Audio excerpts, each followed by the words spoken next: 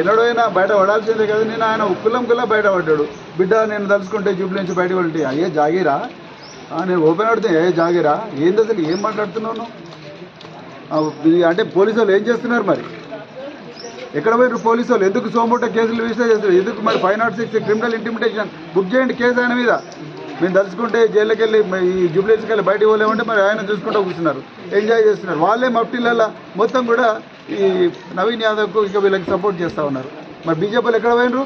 బీజేపీలు నవీన్ యాదవ్ ఇద్దరు కలిసి ప్రచారం చేస్తూ ఉన్నారు. కుల్లా అర్థమవుతున్నది. అందువరకే మళ్ళొకసారి మేము మీ తెలంగాణ ప్రజలు ప్రత్యేకించి జూబ్లీహిల్స్ నియోజకవర్గంలో చెప్తున్నాం, మీరు ఇప్పుడే వీళ్ళు ఓటు వేయకముందే అసెంబ్లీకి పోకముందే ఇంత రౌడీజం చేస్తూ ఉన్నారు. అసెంబ్లీకి పోతే రోజు వాళ్ళ ఇంటి ముంగట లైన్ కట్టాల్సి ఉంటుంది. వీళ్ళ పైల్వాన్లు వచ్చి మన బస్సులలో పెట్టి ఇంతకుముందు ఒక మహిళ మేము తిరుగుతూ ఉంటాను, సార్ దయచేసి సీసీటీవీ కెమెరాలు పెట్టండి, ఇక్కడ గుండాయిజం పెట్టండి, కేసీఆర్ గారు పోయినప్పటి నుంచి గుండాయిజం ఎక్కువైంది అని చెప్పి అంటే మీరు అర్థం చేసుకోవాలి ప్రజలు ఎంత అభద్రతా భావం, మరి ముఖ్యంగా మహిళలు ఎంత అభద్రతా భావంతో ఉన్నారు. అందుకొరకు ఈ గుండాగిరి పోవాలన్నా, ఈ దౌర్జన్యం పోవాలన్నా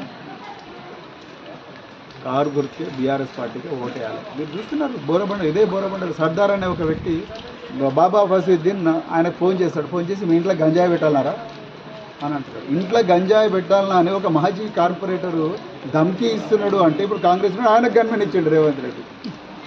రేపు వీళ్ళందరూ కూడా రేపు మన ఇళ్ళల్లో పెట్టేది గంజాయి, తిండి కాదు పెట్టేది.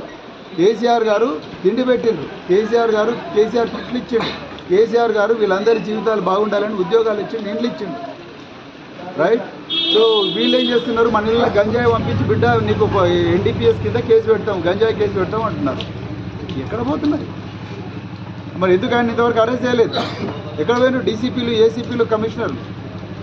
సో ఇదంతా చాలా క్లియర్గా అర్థమవుతూ ఉన్నది. అందుకొరకే అర్జెంటుగా ఎప్పుడెప్పుడు నవంబర్ 11 వస్తుందా ప్రజలు వెయిట్ చేస్తున్నారు. అందరూ జూబ్లీహిల్స్ ప్రజలందరికీ కూడా ఒక్కటే చేతులు జోడించి నేను ఒక్కటే రిక్వెస్ట్ చేస్తున్నాను, ఆ రోజు ఓటేయండి.